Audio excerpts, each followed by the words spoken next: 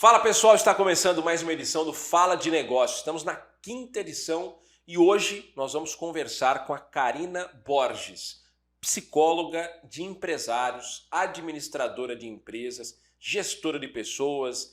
E olha, se eu ficar falando aqui as habilidades, os adjetivos, os cargos, as experiências, nós nem conversaríamos de tantos que são. Karina, seja bem-vinda aqui ao nosso Fala de Negócios, obrigado. E cliente Martinez Comunicação, né? Preciso dizer aí, através da Armo do Brasil, que é uma super empresa aqui de Ribeirão Preto, que vende para o Brasil inteiro. Seja bem-vinda. Rafa, muito obrigada por essa oportunidade de estar aqui com você, com vocês, da gente poder trocar insights. Exatamente. Eu gosto de conteúdos que a gente possa colocar em prática agora. Então, você que está nos assistindo aí, ó, minha sugestão, papel e caneta na mão. Muito importante. Porque desse bate-papo vai sair coisa boa. Vai para mim principalmente. Aliás, eu sempre digo, o meu maior interesse aqui, com todo respeito aos nossos ouvintes, não é nem passar conhecimento para os ouvintes, somente. Né? Vou passar também, mas o principal para mim é eu aprender com as pessoas que vêm aqui, porque é um tempo que eu tiro para estar 100% focado também em ouvi-la, né? Em ouvir as pessoas, porque independente do nosso nível de conhecimento, meu e do seu, que não vale nem a pena dizer quem está à frente, a gente nem sabe, mas mesmo que você estivesse lá atrás, eu ia aprender alguma coisa, e vice-versa. Então a gente tem que saber isso, né? Eu acho perfeito isso que você promove, Rafa, porque é troca. É troca. E nós estamos na era digital. E eu gosto muito das conexões presenciais também. Eu acho que o digital tá aí, ele é uma realidade. Mas eu acho que a troca presencial também favorece e oportuniza muito. Uma dica para você. Se você tá muito no digital, é preciso intensificar, mas preste atenção também nas suas conexões presenciais.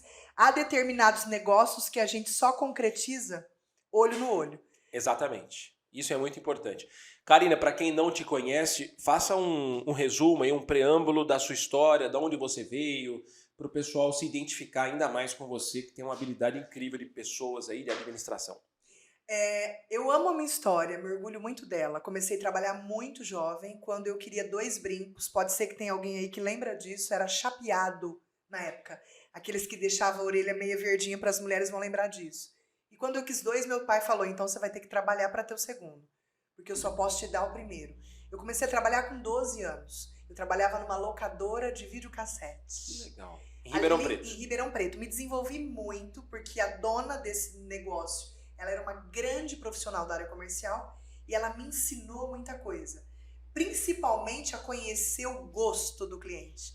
Então eu tinha que assistir os filmes para poder indicar o melhor filme de acordo com o jeito que você gostava do final do filme. Então eu tinha que saber se você gostava que o mocinho morria ou não no final, se você gostava que o casal ficasse juntos. Então ali eu me desenvolvi muito na área comercial. Depois eu fui trabalhar numa academia de balé, na recepção. Também me desenvolvi muito do ponto de vista de lidar com pessoas. Ela não existe em Ribeirão hoje, é de uma grande bailarina ainda viva, tia Regina. O nome dessa academia é Estilos Escola de Balé. Que legal. E a locadora? Muito legal. A locadora se chamava Contato Vídeo. Foi uma grande locadora de Ribeirão Preto. Que legal. Depois desses 2 lugares, eu entrei para o ramo da indústria, que é o ramo onde eu atuo hoje com a Armo do Brasil. Eu fui trabalhar como recepcionista de uma empresa que vendia, hoje ela não tem mais portas em Ribeirão, ela vendia produtos para manutenção industrial. Foi aí que eu conheci o meu esposo, né? Ele era meu cliente na ocasião, nós fomos trabalhar juntos.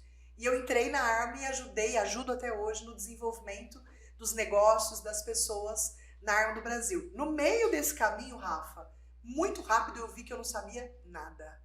Eu ia ter que me profissionalizar. E eu nunca recebi um manual de instrução. Você já recebeu? Não. E quando eu recebo eu não leio, né? Que é televisão, esse tipo de coisa. Em geral, não. Eu comecei a errar muito. E aí eu fui buscar na escola, nos estudos, um meio de aprender. Eu precisava de conhecimento. E aí eu fui estudar. Me formei primeiro em administração, quando eu já estava na Armo, à frente da Armo. E aí eu entendi que na Armo eu tinha 3 frentes que eu precisava ficar muito atenta. Pessoas, foi a primeira pós que eu fiz. Marketing, foi a segunda pós que eu fiz. E vendas, foi a terceira pós que eu fiz. Depois que eu fiz essas 3 pós-graduação, eu olhei para minha trajetória profissional e falei, nossa, acho que comercialmente, o que eu preciso aqui eu já me realizei. Vamos olhar para dentro e ver se ainda tem algum sonho? e tinha o sonho de adolescência de ser psicóloga. E aí eu falei, será que é a hora? Como é que eu vou conjugar tudo isso com a minha trajetória profissional? E aí eu fui fazer psicologia. Quando? Com quantos anos? Eu fui fazer psicologia com 35 anos, Rafa.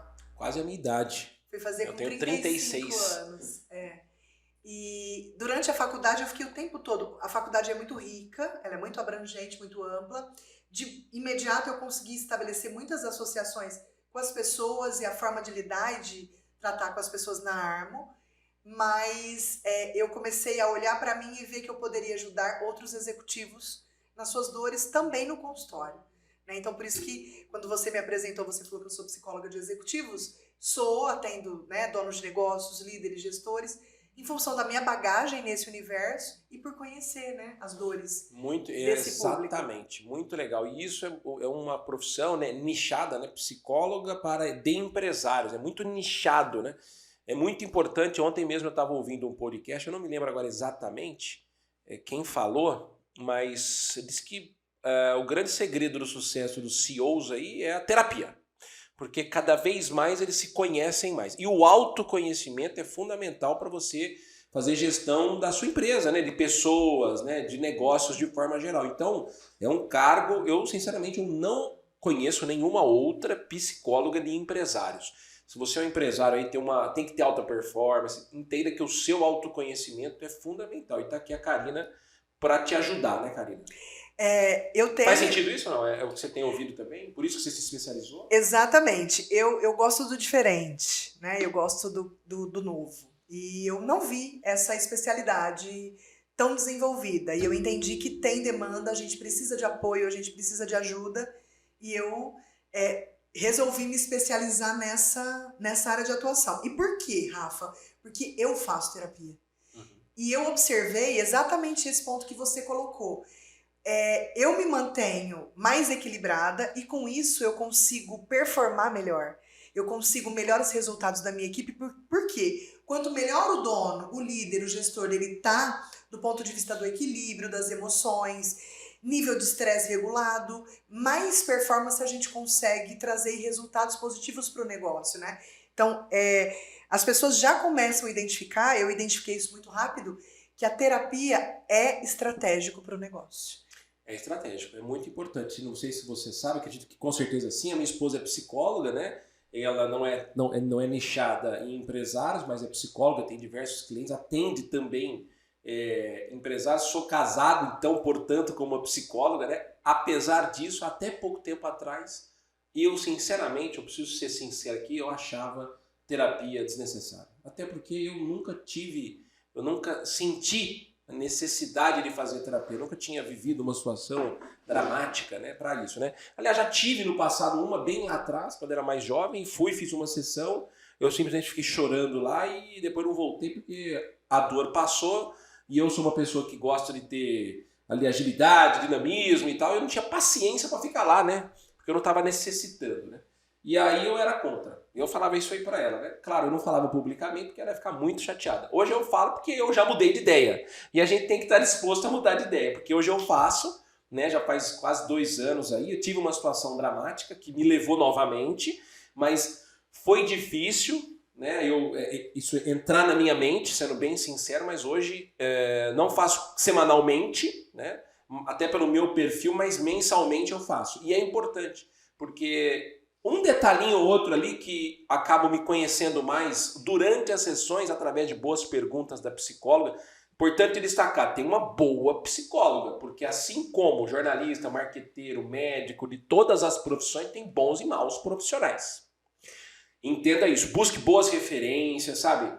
Isso é muito importante. Então a minha psicóloga hoje eu considero boa, mas já passei por psicólogos que hoje, por eu entender ainda, eu achei que não foram bons. Talvez comigo, né? Ou foi um momento ali, mas comigo não deu certo. Isso é muito importante. E aí, com um detalhe, um autoconhecimento que ela te faz pensar, muda a tua trajetória. Eu uso a expressão vira-chave. Vira a chave.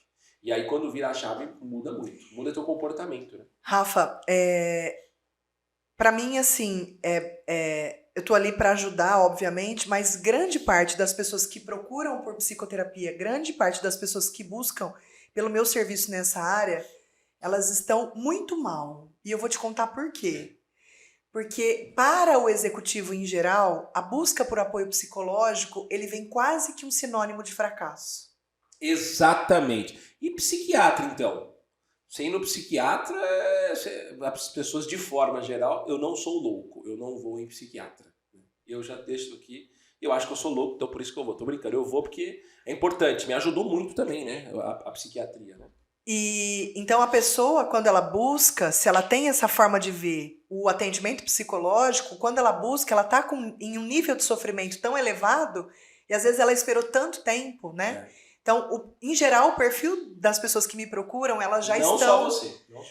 Só com a dor. Eu também procurei pela dor. um nível de estresse muito alto, muitas vezes a própria qualidade do sono prejudicada, às vezes já com psicopatologias diagnosticadas, né? E aí, o primeiro movimento que a gente faz juntos, né, eu e o paciente ali, é entender que buscar ajuda pode ser sinal de força. Exatamente. E não de fraqueza, né? Exatamente. E um outro ponto que você trouxe, Rafa, eu gosto muito de dizer que a psicoterapia não é para todo mundo.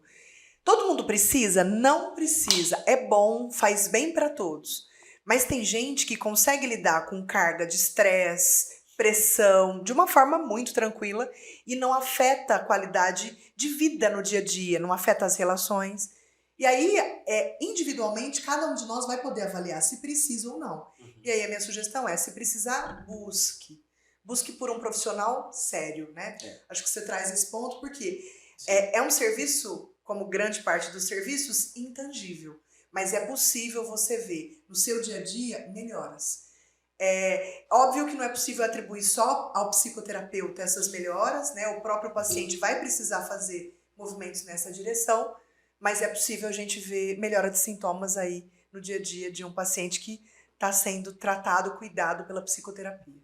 Olha, eu queria comentar aqui uma frase, uma história, né? Algo interessante que eu ouvi durante essa semana. A gente está sempre buscando mais repertório, cada vez mais.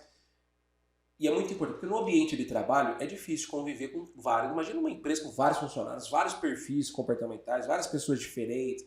É difícil, hein? É um Big Brother ali empresarial que a gente não tem imagens ali no dia a dia. Exatamente isso, Rafa. Tem relacionamentos complicados, é difícil. E aí, é muito importante a gente entender que nós vamos ter problemas naturalmente. A forma que nós vamos encará-los é a que muda toda a história. E aí uma analogia que eu vi essa semana achei muito interessante. Imagine você num trânsito, e aí você está lá dirigindo e de repente vem um carro e te fecha.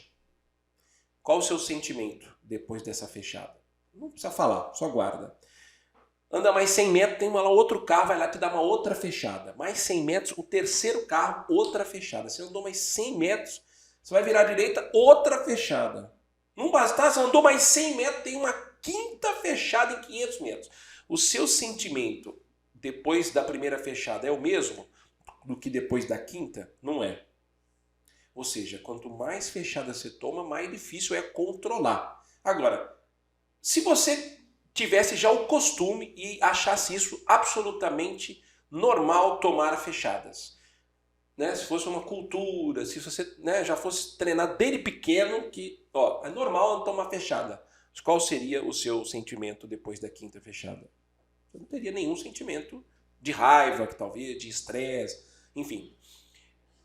Entenda que na empresa vai ter essas fechadas, né, Karina? Você vai tomar fechada todo dia, toda hora, dependendo do momento, dependendo do nível até de estresse do seu companheiro, do seu colaborador, né, do seu companheiro de trabalho. Então, a partir do momento que a gente entenda que essas fechadas no trabalho são algo normal, nossa, muda toda a história. Primeiro que você vai ajudar essa pessoa também a ter um bom comportamento, entender que ele também vai tomar umas fechadas. Porque muito provavelmente a fechada que ele deu em você é oriunda de outra que ele tomou.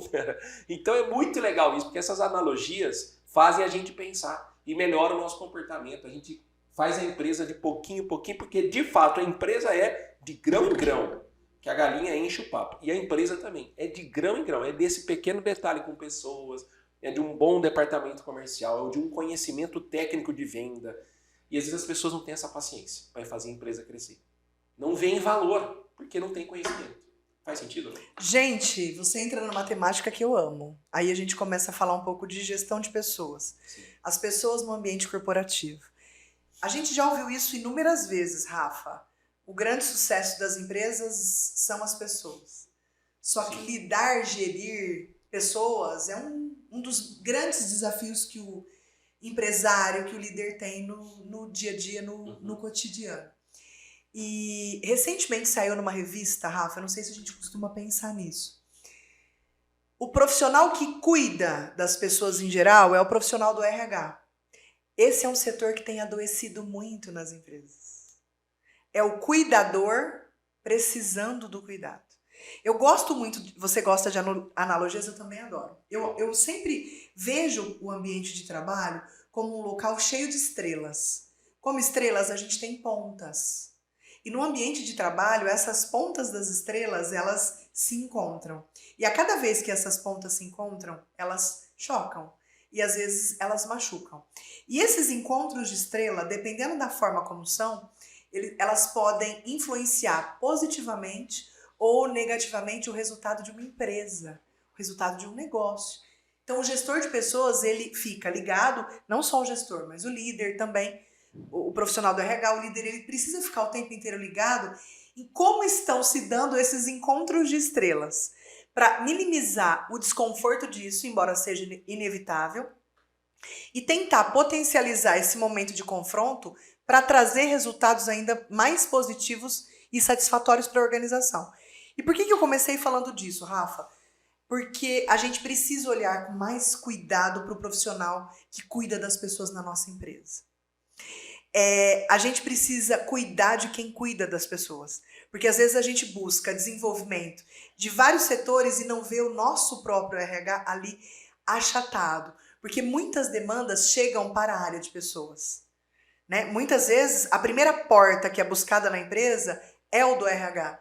E às vezes o RH está com uma quantidade de trabalho e de problemas tão grande para resolver e responder que ele muitas vezes está buscando e precisando de ajuda. Perfeito. Né? Então é um aspecto que eu trago para a gente refletir o quanto nós estamos olhando para os profissionais e aí expandam o RH. Mas o quanto a tua empresa olha para quem cuida das pessoas. Agora, você acha, Karina, desculpa te cortar, Pode que falar. o RH, que o profissional de RH, ele é responsável por cuidar de todos os funcionários da empresa, independente de quais áreas sejam, ele é responsável por cuidar, ou você acredita que cada líder de cada área é o responsável por cuidar do seu time? Rafa, eu acho que do RH é esperado um olhar de cuidado. Eu acho que o RH ele tem que olhar para as pessoas de uma forma mais abrangente. Agora, responsabilizá-lo pela saúde de todos os colaboradores, eu estou falando da saúde emocional, a saúde das relações. Pelo bem-estar, né? Isso, ótima colocação. Responsabilizá-lo pelo bem-estar, eu acho amplo demais. Não é impossível, é humanamente impossível.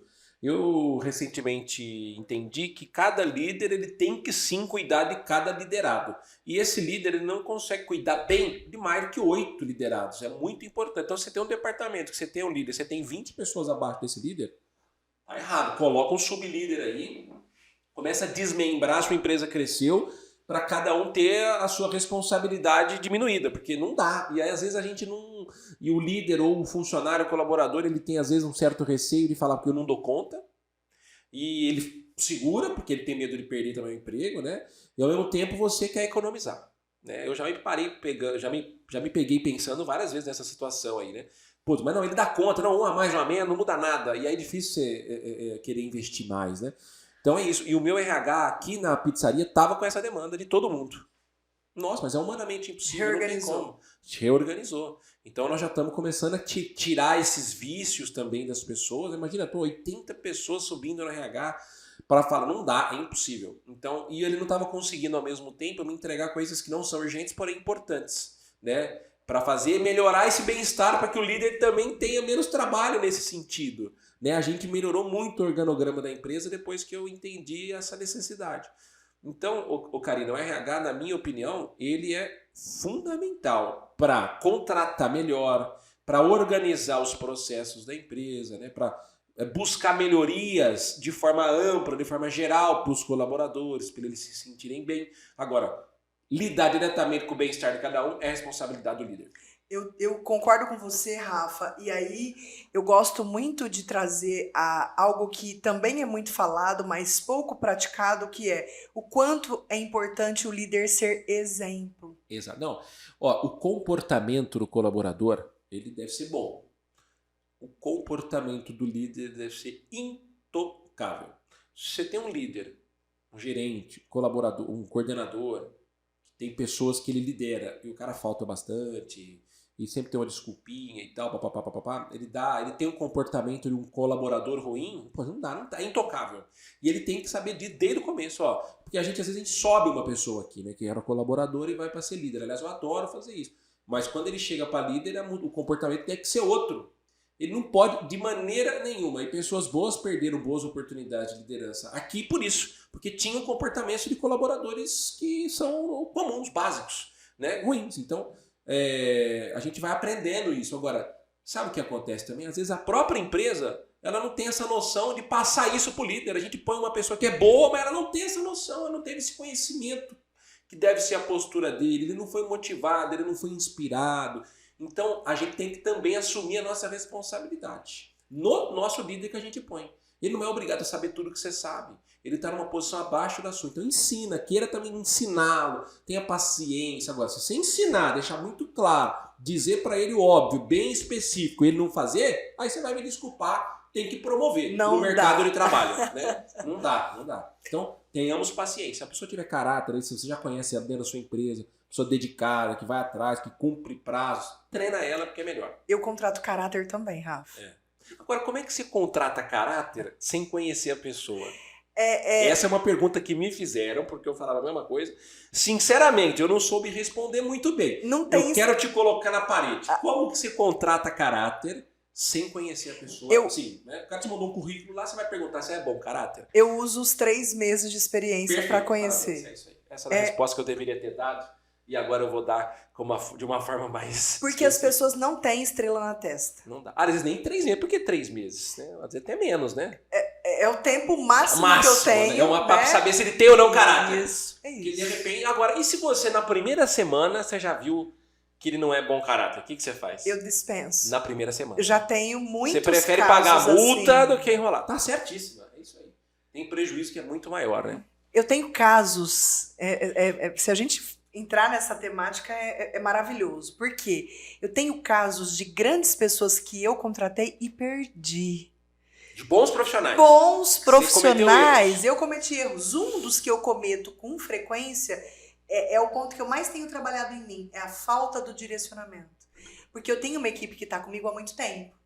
Então, quando você tem uma equipe há muito tempo, parece uma relação, às vezes, paternal, no sentido de você olhar e o colaborador já saber o que você precisa. E eu acabei acostumando com essa didática. Só de olhar já sabe. Então, eu observei, e foi muito... Essa foi uma experiência muito importante para mim. Foi uma colaboradora excelente que eu contratei. Ela fez um trabalho genial, ela trabalhou comigo 1 ano, mais ou menos. E na saída, ela pôde me dar devolutiva. Tá aí também uma ferramenta que a gente usa pouco, que é a entrevista de desligamento. Na saída, ela me disse o quanto foi sofrido para ela ter trabalhado comigo com pouco direcionamento. E foi muito importante para mim ouvir tudo isso, porque... Às vezes dói, né? Mas dói. Mas você tem que ter a habilidade de saber reconhecer, né? De aceitar isso de uma forma imparcial, né? E, Rafa, para mim tá aí o que separa homens de meninos, mulheres de meninas, do ponto de vista da liderança. Vai doer, mas a gente tem que assoprar e continuar aprendendo o que aquilo tem para nos ensinar. Então, esse, por exemplo, é um case... Depois que essa profissional passou por mim, quem veio depois dela já experimentou um modelo de direcionamento totalmente diferente da Karina. Porque o meu esforço é em cometer erros diferentes. No caso, ela pediu para sair. Ela pediu para sair. Ela teve uma nova oportunidade de trabalho, né? E ela não saiu por isso. Mas quando ela se desligou, a gente foi entender, né? O que tinha trazido o desejo de estar em outro lugar que não ali. E aí ela foi me trazendo coisas valiosas, né? Super importantes. Então, por que eu tô falando disso? O quanto a gente, na condição de líder, a gente precisa estar aberto para ouvir feedbacks. A gente tem muito o cuidado de dar feedbacks. Eu vejo muito isso na liderança. O feedback é uma ferramenta muito usada por nós nos movimentos de gestão e liderança. Mas eu observo que a gente ainda tem baixa tolerância ao feedback. Porque o feedback ele vai te mostrar de uma forma explícita onde você precisa melhorar. E aí a gente fica perdendo um tempão justificando que não tem que melhorar, não. Que o errado era a pessoa. Sabe aquela perda de tempo? O uso do tempo de uma forma errada. Se você identificou... E aí, Rafa, é um ponto que eu admiro muito em você. É o seu tempo de resposta. Eu nunca vi um cara que responde tão rápido as coisas. Quando eu tô falando responder, não tô falando responder mensagem de WhatsApp, não. É responder um insight, responder uma ideia. Tomada de decisão rápida. Eu acho que você é fantástico nesse aspecto. E enquanto líderes, você tem muito a ensinar nesse quesito. Cara, entendeu? Faz. Para de enrolar, para de dar desculpa. O processamento na minha cabeça do pró e do contra é rápido demais e a decisão... ela é prática, mesmo que eu erre. Então eu prefiro assim tomar decisões rápidas do que ficar com medo e, nossa, será que vai dar? Ah, vou ver, então não deixa, sabe aquele negócio, não deixa para amanhã o que você pode fazer hoje? Eu uso muito isso na decisão. Sabe, tem hora que a gente posterga a decisão com medo de errar. Eu não tenho medo de errar, né? Isso eu acho que é o que faz essa característica que você percebeu, que nem eu tinha percebido. Você já tinha me falado antes disso, né? Então isso é muito legal você falar, faz parte. E você não é assim? Eu sou, mas eu não tenho o mesmo tempo de resposta de você. O seu tempo de resposta. Entre identificar e fazer, eu não tenho a mesma resposta que você. Eu penso mais do que você para agir. Talvez seja uma característica boa. Não sei. Depende, né? Não sei. Do caso. Também sou muito criticado por isso também, né? Por algumas pessoas. Você não olhou direito, você é muito rápido, calma, pensa melhor, entendeu? Você é muito impulsivo, né? Essa impulsividade também acaba atrapalhando. Tá aí um ponto bom pra gente falar. Quando eu sei se eu tô errando ou acertando? O que eu uso como indicador para saber se eu tô errando ou acertando nas minhas tomadas de decisão? Até no que diz respeito às pessoas. Eu olho os resultados, mas não só números. Eu sou muito ligada às pessoas. Eu gosto de gente de verdade. Para mim não tem valor nenhum eu chegar onde eu tracei o meu objetivo e olhar e ver as pessoas caídas pelo caminho. E esse é o principal insight que eu dou para todo mundo que trabalha comigo. Eu não aceito que você chegue lá se eu olhar para trás e ver alguém no chão. Seu papel é chegar levando as pessoas junto com você. Para mim não tem sentido olhar e ver alguém destruído ao longo do caminho, né? E eu uso como indicador para saber se eu acertei ou errei, e aí uma dica para você também, os resultados. Olha o ambiente, se ele ficou melhor. Olha as pessoas, se elas estão crescendo com isso. Perfeito. Né? Tem resultados que vão muito além dos números, que os números não são capazes de mensurar, né? Tem algumas coisas que elas são subjetivas. Como você mede felicidade no colaborador, isso, assim, né? 100%. Pode fazer pesquisa, perguntar, mas nem sempre também ele é verdadeiro, né? Então 100% é impossível. Mas você vê na melhora do atendimento, né, da sua empresa, de elogio de clientes, então... Isso aí é muito importante mesmo. Mas tudo que a gente está falando aqui vem do autoconhecimento, cada vez mais. Você entender como que funciona o seu cérebro, como que é comportamentalmente a sua tomada de decisão. Eu, às vezes, evito tomar alguma decisão no calor da emoção também. As pessoas até eu peço ajuda para as pessoas que estão abaixo de mim. Ó, se eu tomar alguma decisão e você perceber que eu estou nervoso, me lembra, calma, pensa, melhor, amanhã você pode tomar essa decisão, porque a gente, com a cabeça quente, toma decisões erradas. Né? No trânsito, por exemplo, você toma uma fechada ali, o cara bate em você ali, você fica nervoso, e ali você não... Nossa. Apesar que nessas situações eu tenho calma, né? Nessas situações assim, eu sei me controlar muito bem.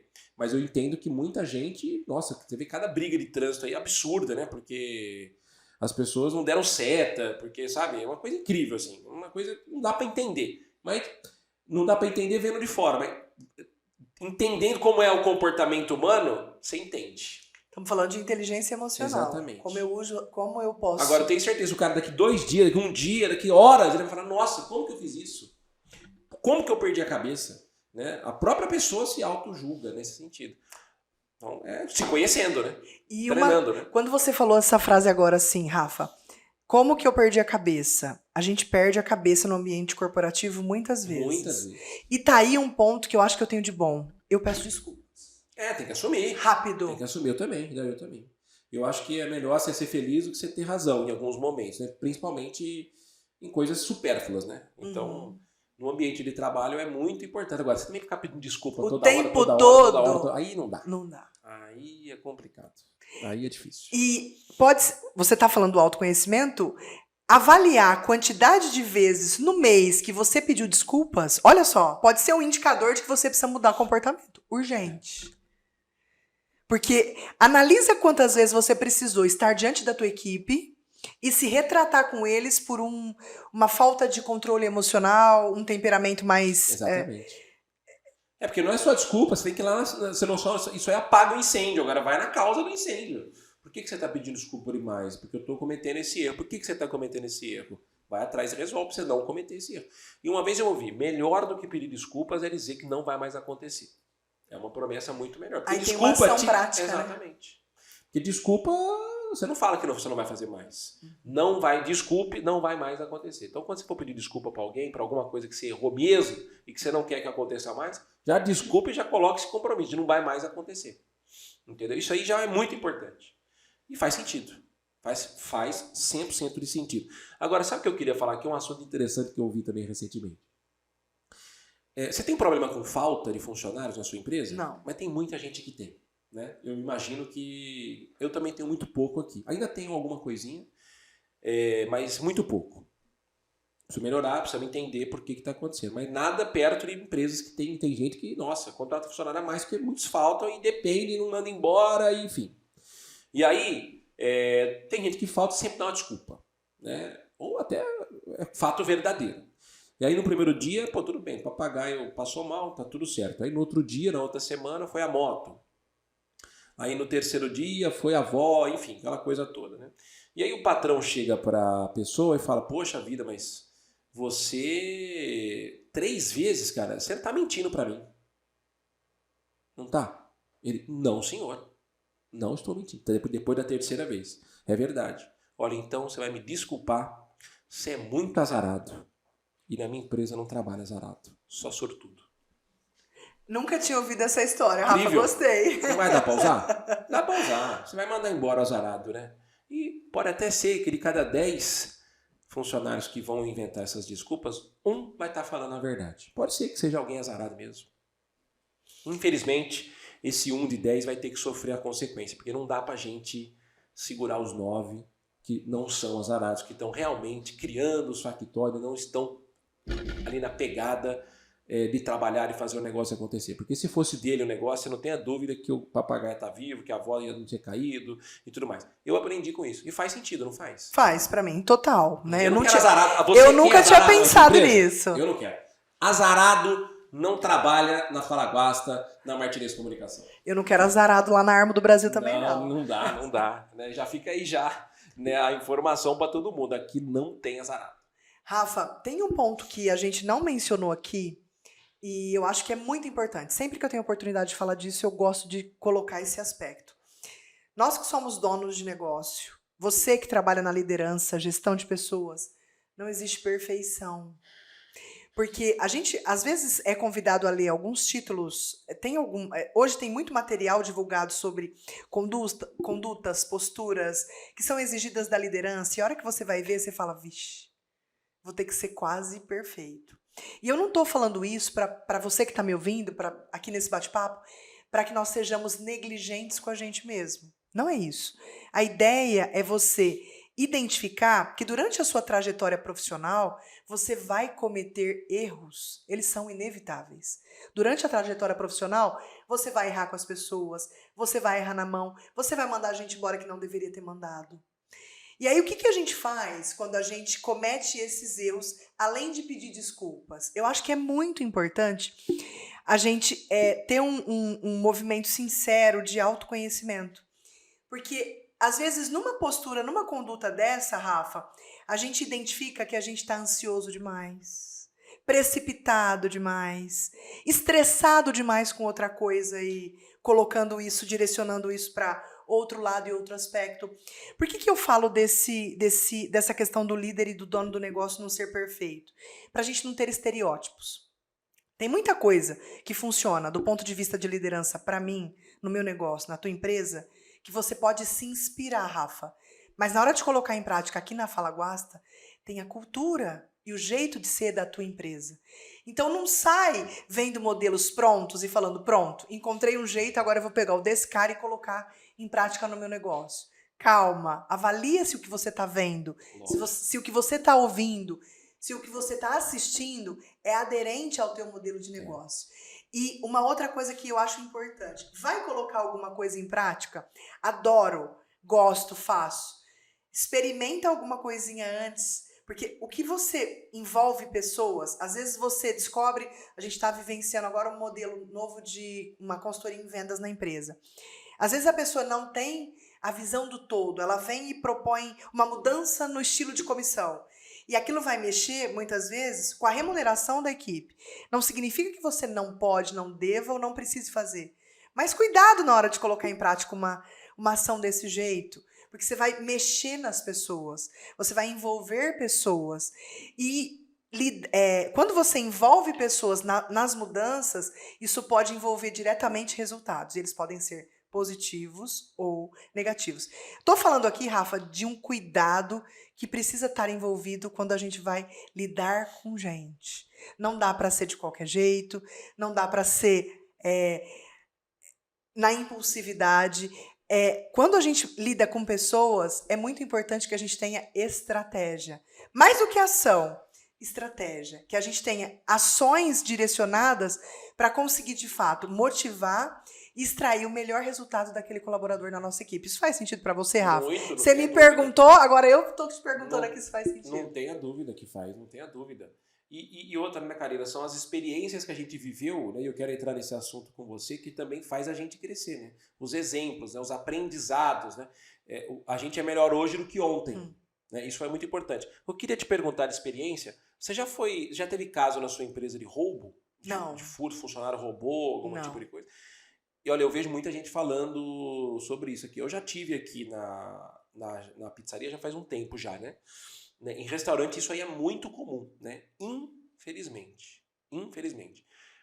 E aí é o seguinte, a gente não passa, a gente tem vários líderes aqui, a gente vai passar esse conhecimento. Você tem que ter o seu líder dentro do teu negócio, com a sua cultura impregnada, para ele ser o guardião dessa cultura, para que ele também seja o seu olho ali, né? E ele passe isso como se fosse um vírus. A cultura tem que ser um vírus do bem ali, para passar para a equipe, né?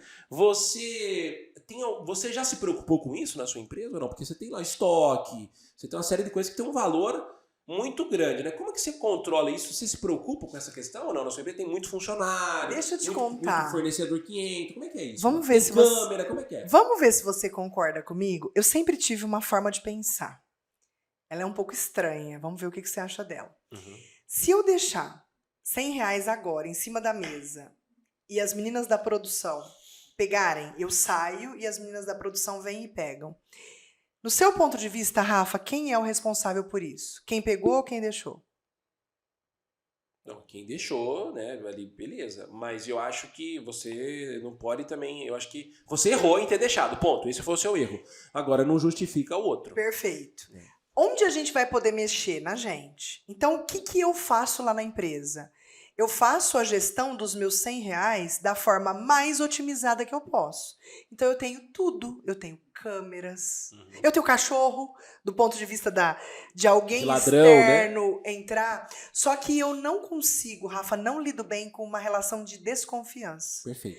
Então, todos os colaboradores que estão hoje dentro da minha empresa, eles têm um cheque em branco na mão do ponto de vista de confiança. Eu não tenho a menor desconfiança deles. E no menor sinal de desconfiança, eu desligo. Às vezes até precipitadamente. Isso nunca ocorreu, mas fico imaginando como eu lidaria com isso. Eu não gosto de lidar com essa possibilidade. Mas você teve já desconfiança e não demonstrou? Não. Nunca? Não. Porque às vezes a gente tem, né? E eu sou uma pessoa desconfiada. Eu me considero desconfiado. Eu não sou. Esse perfil. Mas eu evito demonstrar ao máximo. Pode até ser que seja um defeito meu. Né? Mas eu tento evitar ao máximo. E acho que você tem razão. Tem que dar um cheque em branco. E não pode ter a chance de ideia. Se fizer, vamos falar uma palavrão aqui, se fizer merda, tem que mandar embora, né? Na hora, né? No meu negócio, eu não sei se no seu também é assim. Muito do recurso financeiro está no estoque. Sim. né? Nosso estoque, ele tem um alto valor agregado.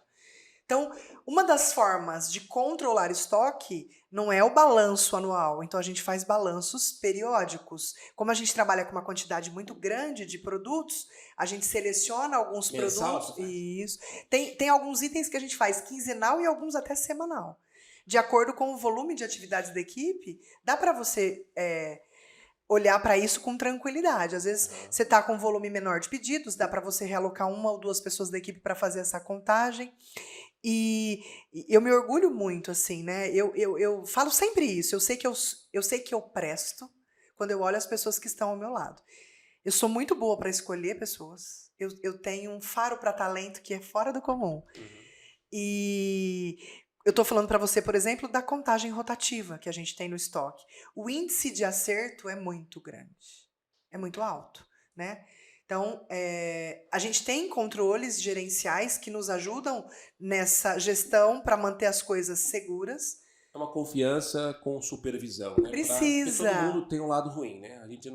Você evita que as pessoas sejam estimuladas ali pelos R$100 ali, porque os R$100 vai estimular. É o que eu falo. Vai passar na cabeça da pessoa a possibilidade de pegar os R$100. Vai ou não vai? De todos, né? Principalmente agora, se ela a estiver... decisão ali, ela precisa estar... Você vai evitar que ela tome decisões ruins, né? Principalmente se ela estiver passando, por exemplo, necessidades. por uma necessidade financeira. Aí, Exatamente. estamos falando do humano. Exatamente. Humano porque aí ela vai falar, ela é uma pessoa do bem, mas vai falar, bom, eu não estou roubando, apareceu na minha frente. Ela pode até pensar, foi Deus que colocou aí pra mim, e ela vai acreditar que ela tá fazendo uma coisa certa, né? Gente, assim. eu lembrei uma coisa. E se fosse na rua, hein, Karina? Se fosse R$100 na rua, no chão ali, você não sabe de quem é, tem um monte de gente passando, né? Ali até que tudo bem, ou não. Não tem o que fazer, Rafa. né? Você vai gritar, ó, é alguém aqui que caiu os R$100? Aí também não dá, né? Pode ter certeza, mas ela vai ter uns 10, né, meu? Deixa eu contar uma história curtinha, que pra mim ela faz tanto sentido. Nós mudamos a empresa de lugar há 2 anos e meio, em breve, há 3 anos, a gente está num novo espaço. E para essa mudança foi necessário um investimento financeiro arrojado. Quando nós programamos essa mudança, a gente imaginou um cenário e, na prática, a gente vivenciou um cenário diferente. E foi um momento em que eu fui muito desafiada em acreditar nas pessoas que estão comigo e acreditar no meu negócio e acreditar mesmo na nossa capacidade de fazer acontecer. Mas eu vivi momentos em que eu estava vivenciando uma dificuldade financeira real. Eu precisava de dinheiro, os boletos iam chegar e eu não tinha dinheiro para pagar os boletos. Não é comum a gente viver isso no dia a dia da nossa empresa. A empresa tem uma saúde financeira importante. E eu estava num movimento de muita reflexão, porque eu precisava entender como eu ia conseguir rápido mudar o cenário que a gente estava inserido. E adivinha o que aconteceu comigo, Rafa? Eu achei dinheiro na rua. Muito? Não. O suficiente para eu entender o que a vida estava querendo dizer para mim naquele momento. Que era assim, ó, Karina, vai entrar dinheiro de onde você não está nem imaginando. São fontes que você ainda não experimentou. São clientes que ainda não estão na carteira. Você só precisa continuar e ter o olhar atento para as oportunidades, assim como você está conseguindo identificar esse dinheiro que está caído no chão. Eu e as minhas filosofias doidas, né? Eu achei R$50. Não tinha ninguém. Eu peguei, fiz uma doação desse valor, porque no contexto ele não ia resolver o meu problema. E eu entendi o significado daquele dinheiro naquele momento na minha história, né? Perfeito. Então Pô, mas que gênio, né? Porque, pô, você achou, se você achar R$50, R$100 na rua, pô, se você estiver precisando, pega pra você e usa. Mas se você não tiver, se não for tão relevante, se você achar que tem gente que precisa mais que você, doa, faça isso. É porque não é seu de toda forma, mas pode ser usado de uma melhor forma por uma outra pessoa. Muito bacana isso. Se eu achar, eu vou doar também. É muito legal. Mas você perguntou se eu devolveria. Eu doaria. Doaria, perfeito. Essa é a palavra. Acho que é um aprendizado interessante. Eu não sei nem se passaria pela minha cabeça doar se eu achasse. Agora vai. Porque não é meu, né? E tem gente que vai usar melhor. Né? Nem, pô, é meu. Eu ia pôr na carteira lá, não ia fazer muita diferença na minha vida. Muito bom, aprendizado para você. Eu tenho certeza que as pessoas vão aprender cada vez mais. Karina, nós já estamos partindo aí para os últimos 10 minutos da nossa conversa, que está sendo incrível. Como assim. passa rápido, hein, Rafa? Voa. Você também tem podcast, né? Deve saber como é que funciona, né? Karina, e questão de marketing, né? Você fez pós-graduação em marketing também, mas há tempos atrás aí, já vai fazer o quê? Quase 2 anos, né? Se eu não me engano, que a gente está com a Martinez Comunicação trabalhando com a Arma. A gente aprendeu muito com você aprendeu muito com a gente. Eu lembro que fez uma reunião conosco no começo do ano e a gente achava que estava tudo bem e você foi lá e pôs os pingos nos is, né? Apontou as nossas falhas, as nossas virtudes para a gente melhorar. Isso aí é muito importante, porque nem todo colaborador, e eu considero a agência também, entre aspas, um colaborador, você tem que motivar esse colaborador.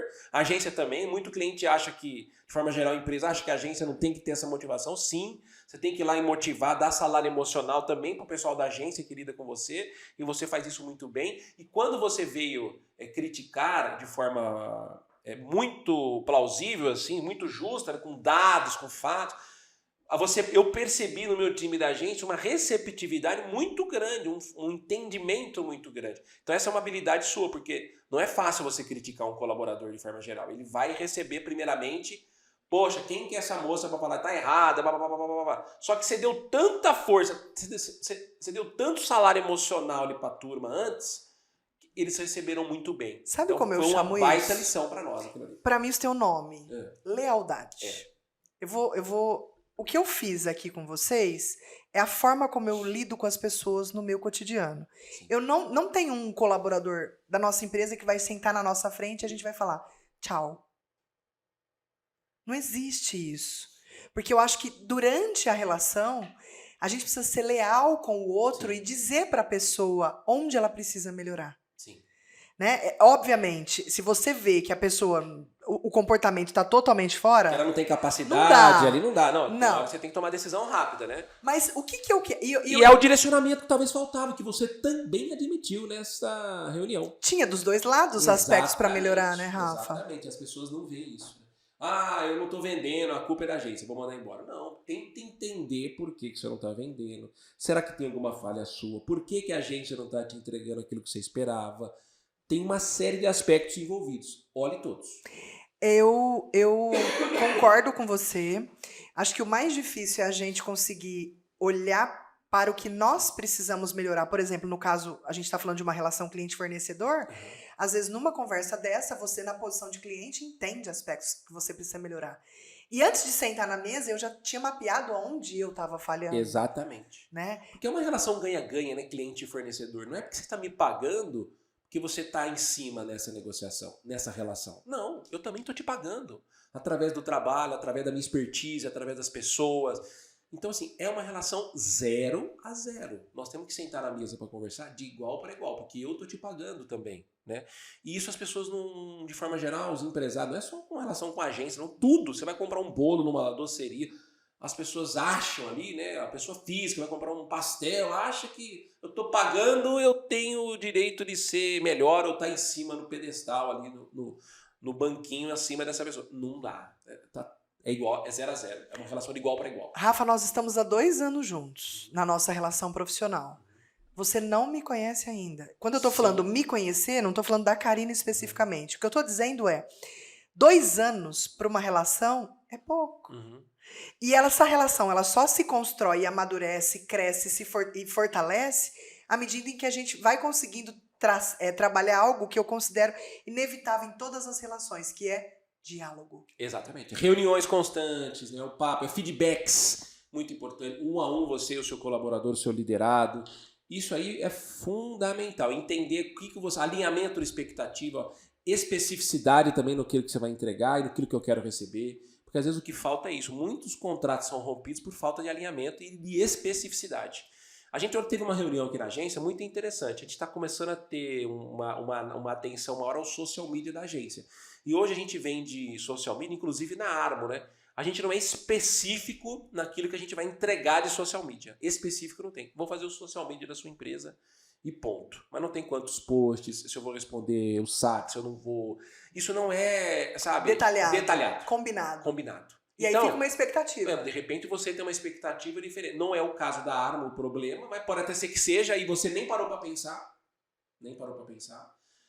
ou por outras prioridades, ou porque a gente está dando retorno em outras áreas, mas não deixa ele ser importante. Não é porque eu estou dando retorno em tráfego, em clientes, porque o social media é importante. Então, nós vamos melhorar isso. Não só, principalmente não só nas futuras vendas, mas principalmente nos que estão, para alinhar. Então nós vamos partir para um processo agora de entender qual que é a expectativa de cada cliente em relação ao social media, se ele está sendo atendido ou não, para deixar claro, olha, se vai ser isso, que dá para entregar dentro daquilo que a gente acredita que seja justo e que seja bom para o seu negócio. Ponto. Porque até para o meu colaborador, porque às vezes, coitado, às vezes eu mesmo, mas não tem nada de social media, que vai 3 dias que não tem publicação. Mas na cabeça dele é normal. Entendeu? Até na cabeça do meu cliente é normal, mas eu que estou ali como dono do negócio, que estou analisando, está errado. Então tem que ter esse alinhamento. Isso aí é fundamental. Em tudo. Nós falamos aqui o tempo todo de pessoas. Será que o teu colaborador tem a visão do que você espera dele? Exatamente. Eu amo esse exercício. E o seu cliente também, né? Porque o seu colaborador também é seu cliente, né? É verdade. Às vezes você vai entregar lá uma pizza e, é uma pizza. O cara chega lá, nossa, mas é uma pizza pequena, de uma pessoa. Tem muita pizzaria que sofre com isso, que vende pizza individual, o brasileiro não está acostumado com isso, chega lá, nossa, você entendeu? Tem que ser claro. A maioria hoje né? Você põe lá, pizza de 30 centímetros, de 35 centímetros, entendeu? Então, seja específico. E eu, por exemplo, sabe uma coisa da pizzaria que foi muito interessante, que eu fui muito específico? Por conta de uma crítica de um cliente, a gente lançou um sabor novo de calabresa paulistana. Na minha cabeça, calabresa paulistana obviamente que não tinha mussarela, porque a calabresa paulistana é molho, calabresa e cebola. E eu coloquei lá, calabresa paulistana, valor tanto. E a gente começou a receber nota 1.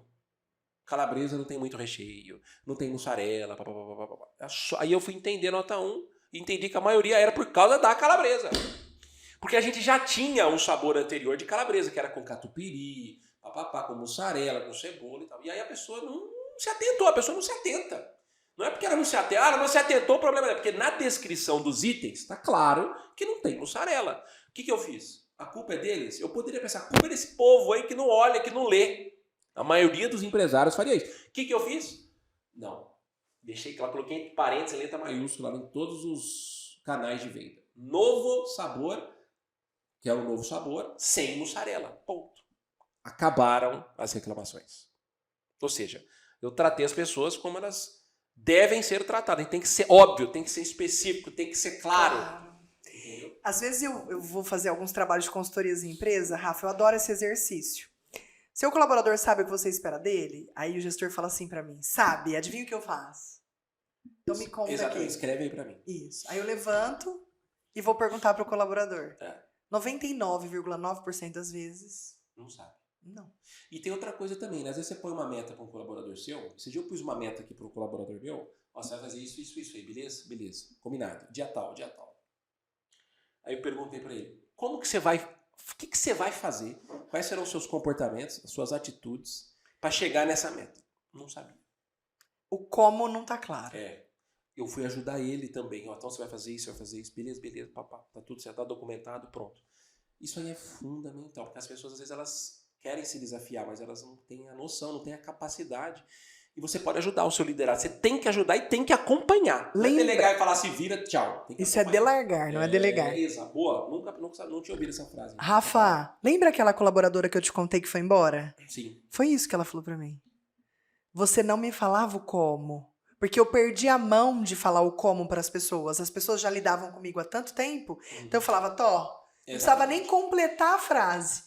E aí eu perdi a mão de dizer, vai lá, abre o celular, pega na pasta tal. E ela ficava perdida. Sim. Né? E ela, quando ela saiu, uma das coisas que ela me relatou foi do quão mal ela se sentia cada vez que ela se sentia perdida. E eu delargava, vai lá, né?